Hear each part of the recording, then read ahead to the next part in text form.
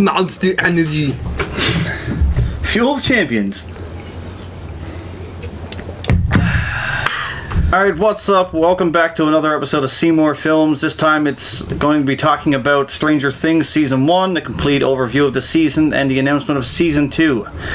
To my right we have... M4 TV.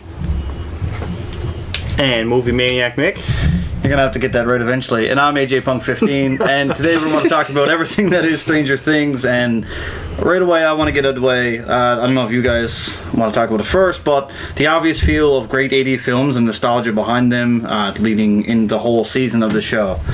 So what do you guys think about the way it felt and the nostalgic feeling of this show? I think the production for getting all the wardrobes and for locations and everything like that was spot on to the 1980s. There's no doubt about that. Oh, yeah, the old paneling and the older houses and that. And to me it felt like it was like this is made for us fans that grew up on 80s films. Oh, for sure, yeah. Even if you're not from the 80s, especially. That's right. You don't have to be from the 80s. If you grew up with 80s films, then you're going to appreciate the show no matter what. Yeah. Definitely does a good job at that. What about you? I thought it definitely felt like early 80s. I read, and I've noticed myself, it's really the screenplay is almost like early Stephen King novels. Oh, for sure, and the directing is early Spielberg films. Yeah. And I found it was perfect, the way they had the 80s feel, but it wasn't forced. It was a natural feel. It was just it was played natural. its own part. It wasn't here's a toy from the 80s that we have to showcase right away. There was toys and stuff from the 80s in the show, but not necessarily did they force throw it in front of your face to say here's the 80s. Here's the 80s. It did a perfect job of just saying, okay, this is an 80s film, but we're not going to push it into your face. No, exactly. Or 80s series, but Yeah. Oh no, exactly. Speaking of Stephen King, I don't know if you guys noticed, but the lettering of the actual Stranger Things in the opening sequences itself is actually reminiscent of the early first drafts of Stephen King Cujo books and Cujo and stuff, which is pretty fucking cool when you think about it. How much thought and detail went into making this something from the 80s. It's pretty damn cool. Very attention to detail type thing. And another director that they kind of mimicked was John Carpenter with that synth score. Yeah. Yep. That was fucking amazing for me. I couldn't get enough of that score. It reminded me a lot of with Carpenter had his work with Alan Howard for Halloween 2, all the electronical vibe to it. It wasn't so much remind me of Halloween 1, but more Halloween 2. From the Thing and everything else too. Did, even with Halloween 3 Season Witch, it reminded me a lot like that. I think I even texted you at one point and said there's this part in this film or the series, one episode. The opening credits of Halloween 2 was ding, ding, ding, ding, ding. It's in this. They completely ripped it off and put it in. Yeah, they did, yeah. I don't know if you've ever seen Halloween 3, that part, but... No, but I want to see it now, just so I can picture you going ding, ding, ding. No, that's exactly what it is. It's it opens up and there's a pumpkin and it's built on an old school retro 80s computer, and there's these little pixels ding, ding, ding, ding, ding. And it's that every time it goes up it gets lower and lower and deeper and deeper. What'd you say, what movie it was? Halloween 3 Season Witch, I've seen that once, probably. It's actually very spot on to what this is. I did not like that movie. No? Not Halloween 3. I loved it. That's all I can say. Yeah, it grew on me. I didn't like it. Just like yourself, I love Halloween 3 too. A lot of people hate on Halloween 3, which I'm sure we're probably going to eventually talk about this in a separate review. But a lot of people hate on Halloween 3 because of the simple fact that Michael Myers wasn't in it. Yeah. Right? Yeah. That's the biggest reason why I got shit on. Yeah. Even Mustafa Khan said to the point, you know what? We got to start doing some different things, right? Mm-hmm. You know what I'm saying? He has I could go very for good accent. But yes, it is. But you know what I'm talking about, right? Yeah. He wanted to go to different. different. Another thing about not only the score of this film, not only the score was good, but the soundtrack. Yeah. The Should I Stay or Should I Go? That was awesome. I love that part. The soundtrack in general is fucking amazing. Yeah. I wore my sunglasses at night when he's walking to the house. Mm-hmm. It had a lot of good 80s classic songs from the 80s. Yeah, for sure. And even I think it even had some that made 80s. I'm sure back then, if you grew up in the 80s, it made 80s. You knew those songs. Yeah, they knew that those songs became that. I mean, we were all born in the early 90s, so we kind of grew up with those songs too. Our parents fucking grew up in the 80s, so obviously we were going to hear those songs eventually at some point early in our life, and we did. So when we heard them in the show, we obviously knew what they were, even though we're not from the 80s, which is one thing I liked about this movie. Like we said, we started talking about this review, is the feel of like the whole series itself, it didn't feel forced. It just felt natural, and even the songs in the show, they weren't like force fed in like Suicide Squad. A lot of those songs like Real Slim Shady did not fit. They were forced in there, and they just didn't need. These songs fit perfect for this generation of TV series. Is there anything, guys, you want to talk about before I keep going, or anything you got written down, or? We'll just keep going with the flow. Keep going? Alright, Yeah. we'll keep going with that flow. Alright, we'll talk about the kids, because I know you loved them. I'm pretty sure everyone who has seen the show has loved Well, the that's kids. what, like, the show, like, the kids is the whole point of the show. Yeah, and they picked the driving force. these. Yeah. All these kids are perfectly picked and casted for the roles in this show. Yeah. There's no doubt about that. Yeah, the reason why I liked them is because they felt like real kids. Like, Yeah. they felt like they weren't like just acting. Well, they are weren't real Hollywood kids, glam. but yeah, they Yeah. felt like These are like real they were kids that real could be friends. in the 1980s. yeah, they just Right? felt like real friends. They had wicked chemistry with each other. Yeah. 100% real chemistry. They felt like they weren't acting. They felt like they were just talking to each other and having fun, like on set. It was like real kids just in their basement playing Dungeons and Dragons. Yeah. Which we've done. I've Yes, done anyway, yes. for sure. Yeah, especially I want to point out Eleven's character. She had a little bit more things to do. Millie Bobby Brown did a fucking fantastic job. Just, I mean, she didn't have a lot of speaking parts in this at all, but a lot of it was expression and emotion. That's And emotion. I think for a she little was. kid to do that is pretty fucking great. I think she was the best actress or actor in the whole show.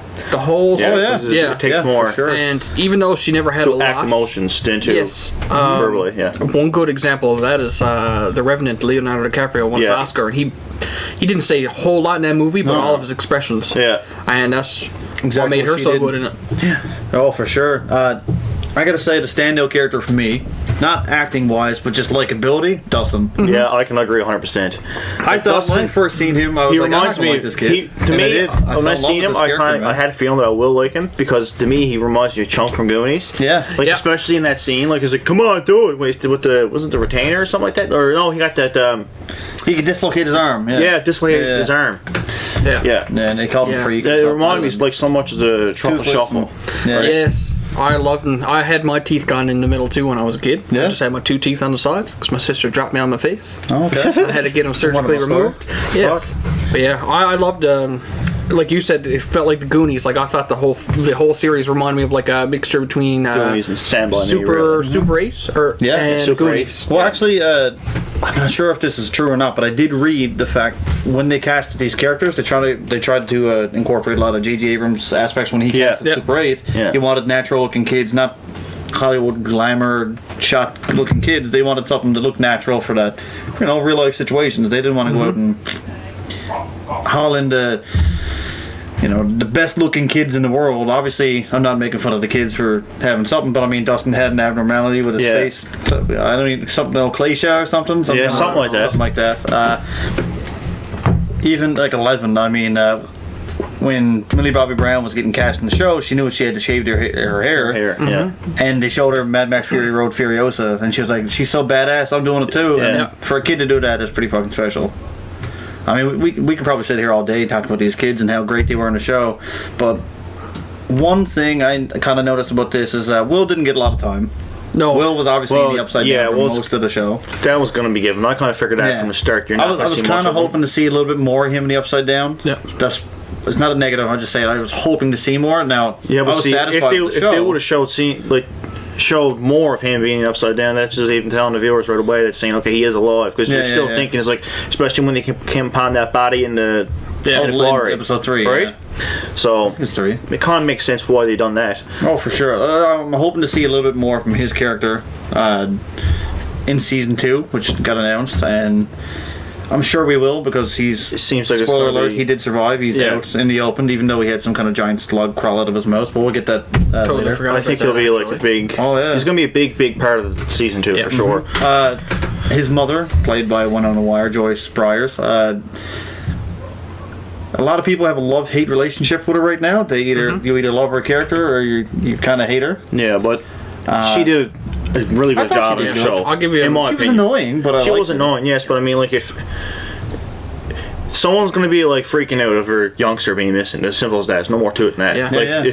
if a kid goes missing, like tomorrow in our town or any town at all, the mother and the father is going to freak out, and then that's going to cause the whole community to come to the point saying, okay, well, we got to help find this kid, etc., etc. You know what I mean? I loved her character, but I thought like the first couple episodes she was like overreacting with the whole cringy, light like- thing. Yeah, that was Tone a it bit. down a bit. She, but I Yeah. think eventually, once you realized like Hopper and Nancy believed her, knew that she was telling the truth, then she kind of like toned it down a little. 100%. Yeah, But like the first 2 episodes, she was just way. yeah, she was over the top. Over I, it, I yeah. guess I don't know if that was the direction the Duffer Brothers were going, to say like, you know, you lost your kid, Yeah, overreact. I don't know if that's what she was talking about, maybe, but I've seen a lot of people were saying you can tell she doesn't have any kids. No. And they were kind of saying you could tell if she was told to act how she would feel if she lost, like if her kid went missing. Even though I wouldn't be able to know how that feels because I don't have a kid. Yeah. But a lot of people were saying like you can kind of tell because you'd act differently than she was. It was not natural. But again, like I said, I wouldn't be able to tell how that feels. another weird choice for her character was that wig. Yeah. I would have went with Yeah. a natural hair, grew out a little bit or something before. But that was a big thing to Firestarter too. When Halle Berry Yeah. Firestarter, that was the whole thing. Of course, that's Stephen King as well. yeah. So they're pretty much outlook of what they done that for is just to give that feel to that. One other thing I want to talk about was Winona Ryder's character and the kids itself. It felt like there was 3 different separate storylines on the go. Now, I've read about this, and some people have opinions and theories on what happened here. I hope some people have I think the kids have a... What? Keep going. I think the kids had a separate storyline, the teenagers had a separate storyline, and the adults had a separate storyline. The kids was more like a Spielberg film. Yeah. I thought now this is what I thought, and then when I looked it up, I was like, okay, someone had a common connection with me for it. Shout out to Smells Now. Yeah, I think I know where Smells you're I know exactly where you're going. Yeah, I with think I know where you're The going. teenagers for sure. have like an Elm Street feel slash to it, like John yeah. Carpenter vibe, and then the adults have a total separate vibe like a Stephen King film, Yeah. Yeah. which was pretty unique in order to have like you have these 3 separate storylines going and they keep them all together and rotating and combined towards the end of the film, and there's almost like 3 different directors, but it wasn't combined into one. It was absolutely amazing. Like I don't know how they pulled it off, but they did. That's what I love about this show, because it's just pretty much a love letter to like not just horror fans, but fans of sci-fi and horror, and everything horror, about the 80s. Adventure films. Adventure films, everything. For sure, it's not just that, and we'll talk about the teenagers a little bit. The 3 main ones come to my mind are Nancy, Jonathan, and Steve. There is a few more like Barb. We will talk a separate part about Barb very soon. But Nancy's character, I know you have a very strong opinion on her, and I'm going to let you go first. She needs to eat. Yep. She 100% needs to. I don't know if she does have anorexia or something like that, but she is super skinny, and it's very noticeable. It is I don't very know. Like I'm not the production designer or the art people, the art department, but when it comes to her, I felt like they bundled her up with clothing a lot to try to put a little bit of weight on her. Yeah. Now that's just something I noticed of the film or the TV series. Whether or not they actually did that on purpose, I don't know, but she does. For me, and I know you and a couple other people I've actually seen, this is where the shout out to Schmo's Nose come. They definitely need to check on her to see if something gets wrong. I don't know if she's just naturally skinny, but she's freakishly skinny to the point where she could have something wrong. You can really Didn't they notice. have very, a very problem with that? noticeable. Like Halloween 6, with the missing Halloween 6 producers didn't like her that much. Because she was so bony, yeah. They the wanted same to have thing more happened to clothes her, on, yeah. It's. I mean, a lot of the female actors are very skinny. You just don't notice it on camera. If you seen them in person, they look totally different. But like when you can notice it on camera, And they say the camera it's 5 pounds, so if she had 5 pounds to her, I'd hate to see her in real life. Yeah, I'm very not true. making fun, but yeah, like that's seriously, true. like you know, when she was a pretty good actress for me, but she just didn't look healthy, and you could tell every time she was on screen. Maybe I'm wrong. Maybe who knows? Yeah, I never really had no troubles with her. Like no problem. No, Other her acting was good. That her acting Very was good acting, yeah. but awesome. Jonathan Byers, Will's older brother, he was probably my favorite of the 3. Actually, I loved him. He was like the. kind of got he annoying was- at the start, but he then was he grew that- into this character that he was like. He's an outcast kid. Yeah. He was What he was like. He's a creepy. creepy kid. If I had to pick someone I most bonded with in the show, he's it Boo would be Radley. him. That's what he's like. He's Boo Yeah, it's Radley. like He's like Adam not a Seymour. retard. He's Adam Seymour. He's Adam Seymour. I kind of bonded with creepy him. He's that creepy kid that sticks to himself. He doesn't have a lot of friends. He takes photographs, which I'm more into video, but Yeah. I clicked with him a lot in the show, especially towards the end of it too, like how, you know, he was just this character who was out of luck and he's just trying to do right and doesn't always do right, you know, maybe he's a little bit creepy. Maybe His I'm number a little one bit creepy, goal. you know? His number one goal is to find his brother. I once ate a live moth for no reason, so I'm pretty creepy too. Wasn't that last Tuesday? No, that was just like 4 years ago. I was out on my patio and seen a moth, and there was police around. I ate it. True story. Mothman. Trying to show the Moth- police. The Mothman prophecies. You don't care about the police. So Alcohol is a hell of a drug. You said, I don't care about the police, so I'm going to eat this moth to show them how crazy I am. Yeah. And Steve. Steve was like the typical asshole teenager And then flipped. who flipped, yeah. Yeah, Yeah. like, but then you're like... You're like, holy shit, he actually liked him at the end, yeah. I did like him after. Especially when they gave him a brand new camera for Christmas at the very end. Spoilers. Yeah. I like Spoiler the alert. fact that his two friends spray painted like Nancy's a slut on the Yeah. movie theater, and he went back to help. Help it. Yeah, to help clean You know, it up. that was like the turn for his character, and like I liked him before. I tend to like a lot of Ash Holt's characters. I think that stems from my background and liking watching wrestling. I always went for the heels. Yeah. So in TV shows and stuff, I kind of tend more. There's always a more interesting story with the Jackass. assholes. Yeah. The Jackass. Yeah. They're always funner. first. Their acting is always a lot better. And I know a lot of actors will even say they'd rather play a bad guy than a good guy because it's just funner. That's right. It is a lot. So more fun he to do. definitely had a lot of fun. The person who plays him, he definitely had a lot of fun, and he totally looks like John Ralphio from Parks and Recreation. If you've ever watched that show, looks exactly like him. I've never watched one I episode of that haven't. show. Oh, you're missing out. I've seen You a have to watch ton it. of it on Reddit, but I've never ever watched Once one you see episode. John Ralphio, you want to look up any. He did though, like, well, obviously because their storyline is based off of pretty much A Nightmare on Elm Street, and he He even does set booby traps for the final boss. Like that's 100% track down Freddy Krueger and like the first for Elm sure. Street. And I mean, For they Nancy. even got him on fire, just like Yeah. Freddy. So Yeah. it was definitely a connection there. And for the parents, basically Stephen King mystery novel, just trying to find Will. Yeah. Yeah. And connecting with demons and stuff. It was, you know, their storyline was good too, which brings me to probably my favorite adult in the show, which was David Harper's character. Yeah, I gotta say I love Harper. He was Jim dope. fucking Hooper. That's what I wrote down here. Because Hopper. Hooper. Toby Hooper. Hopper, Pooper, Pooper. There's Hopper. there is a whippersnapper going, and not too happy with that. Yeah, we just had to cut the video due to some technical, loud ass, long mowing Noises. So we'll get back into it. We're talking about Jim Hooper. Hopper. Fuck, Hopper. Back with Jim Hopper and how good his character was. Anything else you want to say about his character? At first, I thought he was going to be like that typical asshole. I think I already talked about that. Yeah. Yeah. Like drunk sheriff. Yeah. But like he completely just flipped and grew on me. Like halfway through the first episode, like I loved him. Yeah, same. That's himself. Like I was getting really interested in his character for sure. Yeah, especially towards the end of it when he started investigating. He was Yeah. like, you know what? I may be a dick, but I'll use this dick ability to my best ability. He was going through personal things too, so that's with what his he daughter. was. That's what he was. The way he was with his drinking and etc. Okay, that's one thing I didn't write down. That's a good point.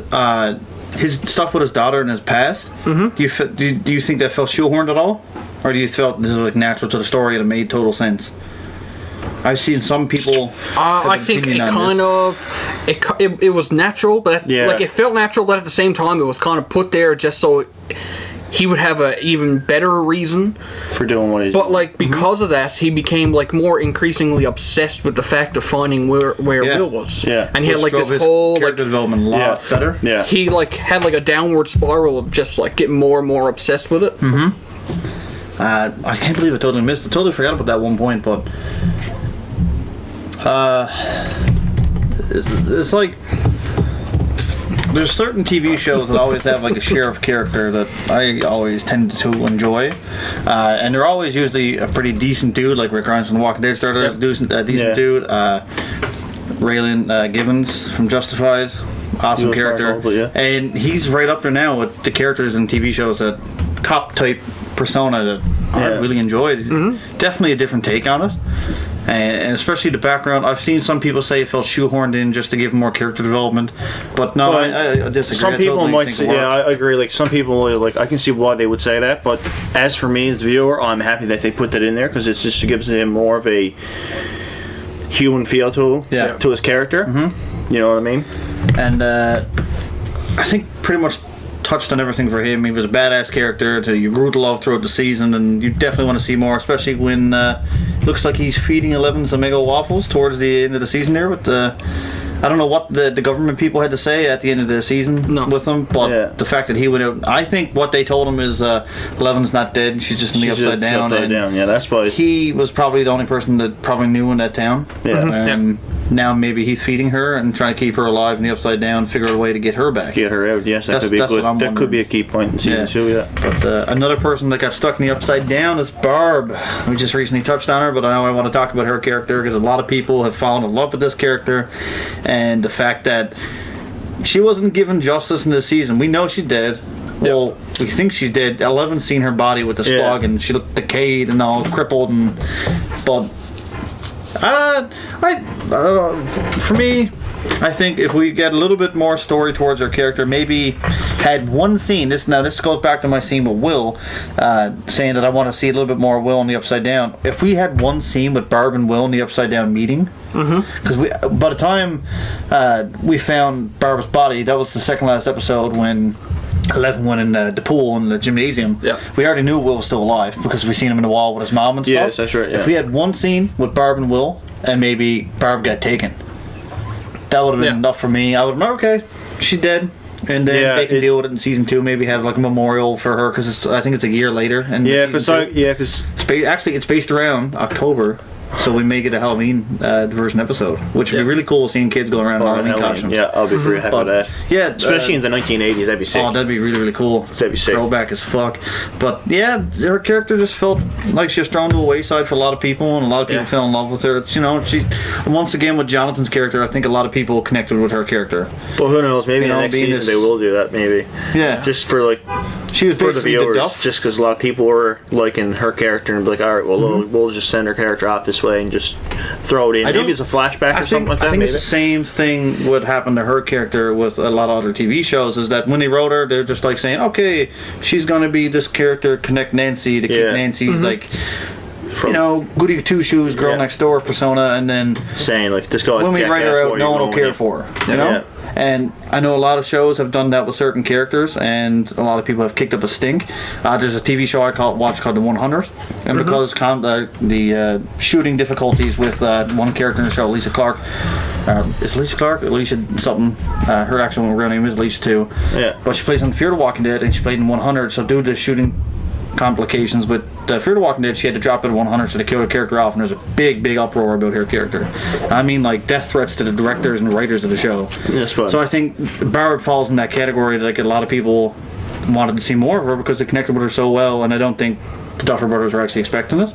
So I'm sure they're going to write something in for her for season 2. One thing I didn't like is that when she died, it showed like no impact on anything. No impact, like it didn't show the town react to her. Nancy didn't really have too much of a reaction. Yeah, like, it but didn't she did have. She was bothered by it, but like it wasn't bothered at most of the point to react to it because everything happened so sudden. They were at school and they had to go get the Demogorgon at the house and blah blah blah. But I'm sure season 2 we'll see more. Yeah, you never really saw anything after. Like, it showed the cops like found her car and shit, but other than that, like, you never saw any like funeral service. You never saw any reaction from the town. Maybe they didn't want to go that route, just to go to her all the time, because like they're pretty much saying the same story again, but it's just a different person. That's probably why they do that. When it goes back to not having enough time to react, this show all took place in a week. Every episode was I think it was maybe even less than a week that this took place in. So once again, probably just didn't have enough time to react because everything moved so quick with the storyline towards the end that they had to push it. And I'm sure maybe it'll have like a memorial at the school for Barb or something, because no one can actually prove that she's dead because she's in the Upside Down. So. That's true. Which leads to my next thing, the Upside Down. What did you think about it?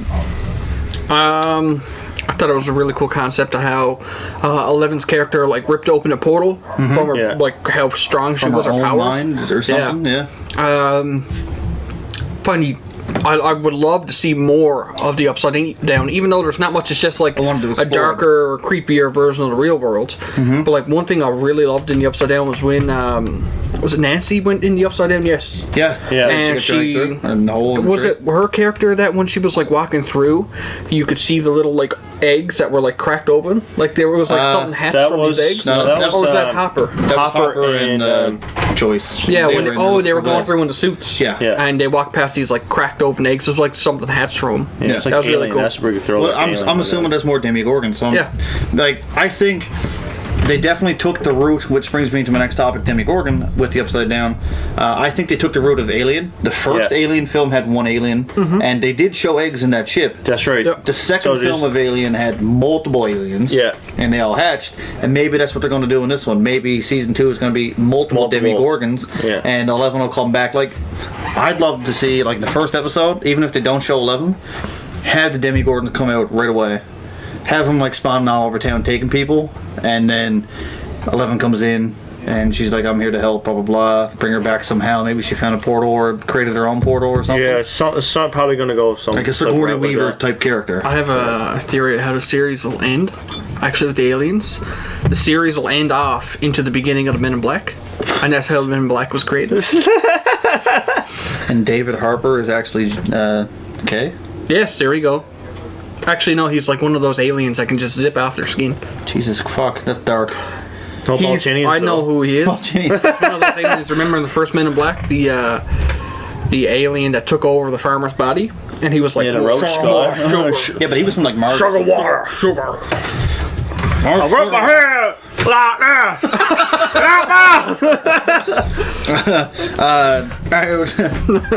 Alright, the Upside Down's done. The Demogorgon. What did you think of his look, his style? I loved how they didn't show a lot of them at the beginning. Like, you barely saw much of them anyways. Him or her. We don't know. Maybe it's not even either one. It's his own thing. Yes. See, that's the best way to do it anyways, is they done it with Michael Myers and everything like that. They always tease the monster. Even with the Thing, yes and no, because the Thing took a little bit different forms. I think and all that. A very good person at doing this is Gareth Edwards. He did it with Godzilla and he did it with the movie Monsters. I think they definitely took elements of those two films and incorporated in this. We didn't see much of him until like when he came through the wall for the first time. I think it was like when we actually really got to see him. It was like Super 8. Exactly like Super 8. Yes, you barely saw any pieces of them here and there until the very end. The final reveal. And to be honest, we still don't know what he fully looks like, because I mean, every shot that he was in, he was so quick. He was moving, he was pouncing on people. He was fighting or something. You saw a classroom scene. Yeah, the final classroom scene. You saw a pretty good look of him, but I mean, maybe he can evolve or something, man, and change into shape. You don't know, right? Like, we don't know what he is yet, because we need to explore the Upside Down more, which I really hope to do in season 2. I think you will. Which brings me to my next topic. The Duffer Brothers' writing and directing of this season was phenomenal.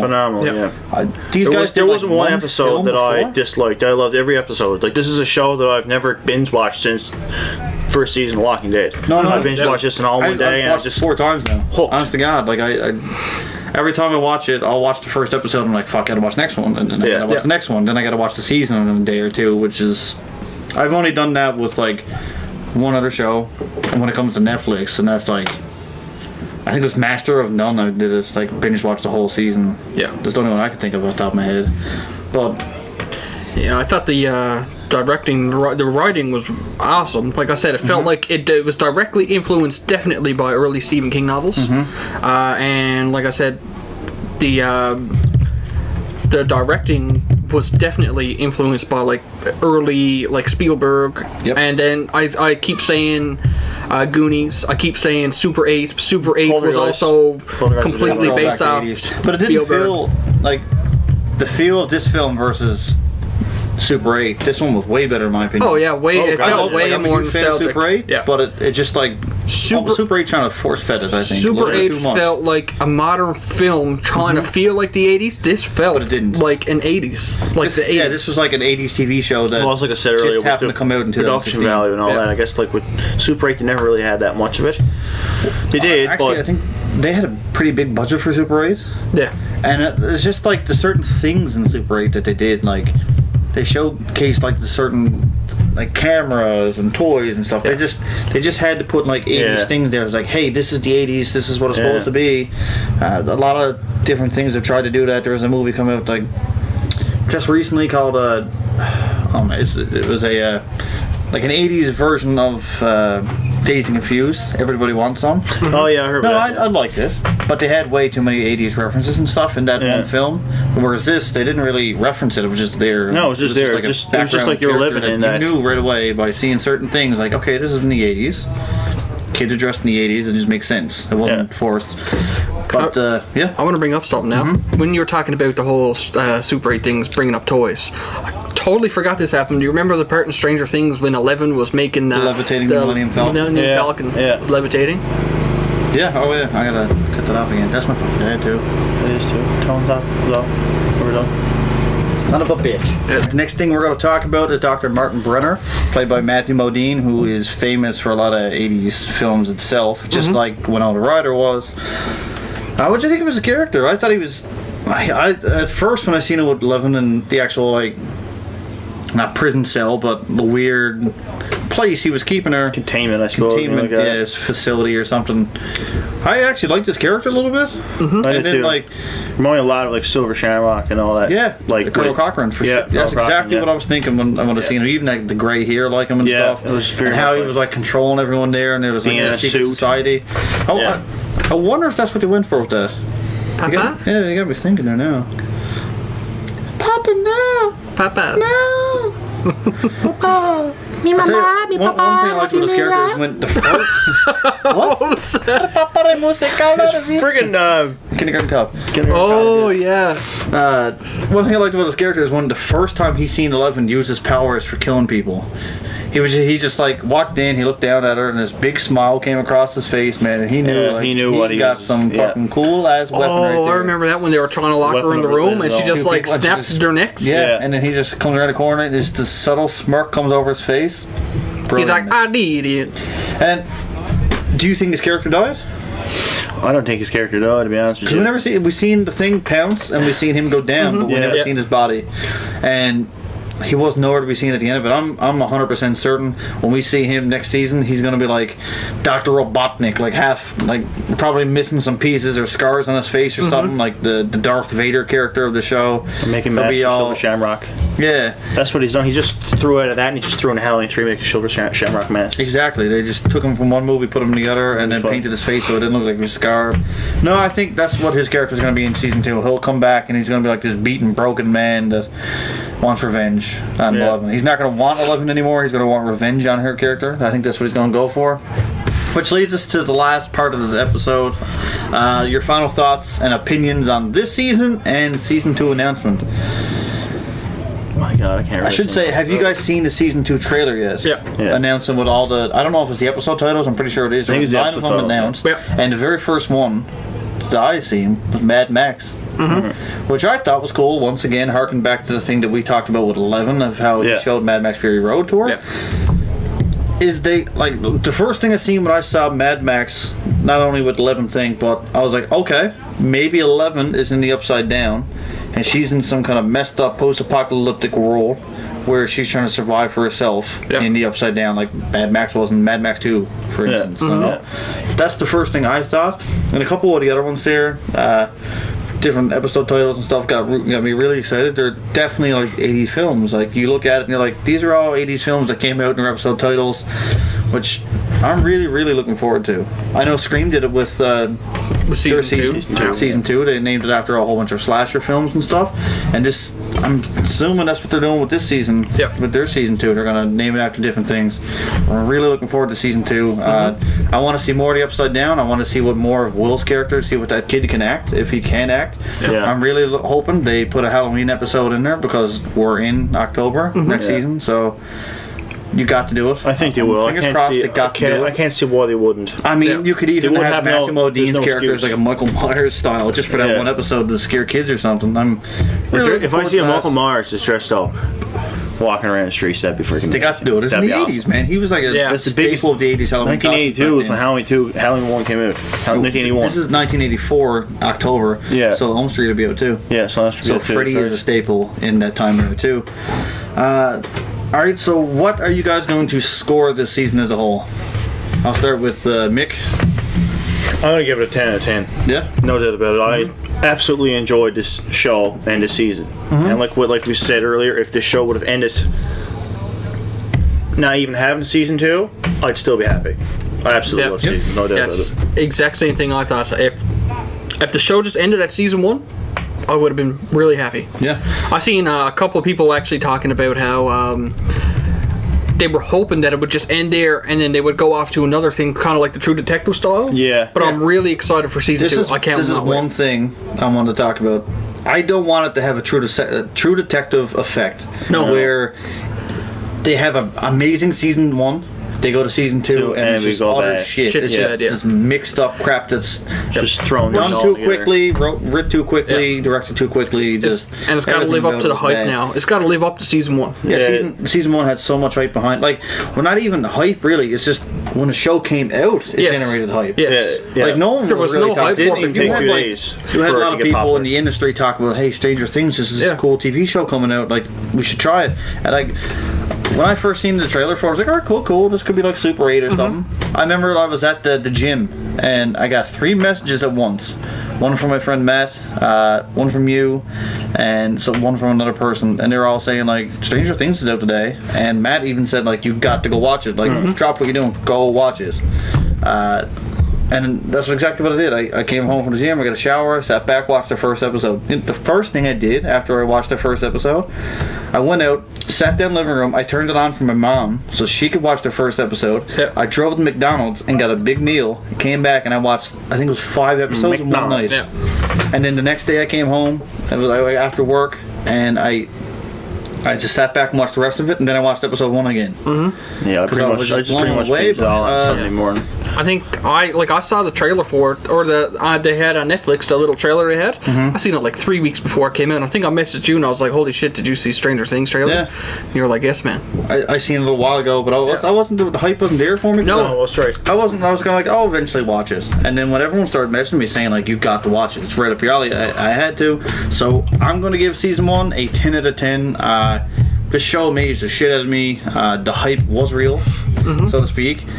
Everything about it was just perfect for me, from the nostalgic factor, growing up with all the 80s films like E.T. and Goonies and the rest of them. It just brings you back and sitting there and watching It was those movies. perfect. It was everything I wanted in a TV show back in the 80s that we now have in 2016 that we can go back and watch. And like I've said, I've watched it 4 times. I just can't get enough. It's probably top 3 of my favorite TV shows right now of all time. It's just, I can't get enough of it, and I want more. I can say that too, no doubt. And the one thing, like you said about if they ended it in season 1, I would have been happy. Yeah. If they didn't show Harper going back to give 11 food in that little bin, if they never showed that and just took Harper away, and left it at that, like, you don't know what's going to happen to him, like just like a little weird cliffhanger that maybe he's definitely dead. And Will never like if Will coughed up that slug, instead of letting it go down the drain, he stabbed it and threw it in the trash or something, saying like, all right, that's it, he's done, that's it for Will. That would have been perfect, and I would have been happy with where it went. It was like a big movie that was drawn out over 8 hours and it was perfect. Yeah, I'd also give it a 10 out of 10. I don't think I've ever given anything a 10 out of 10.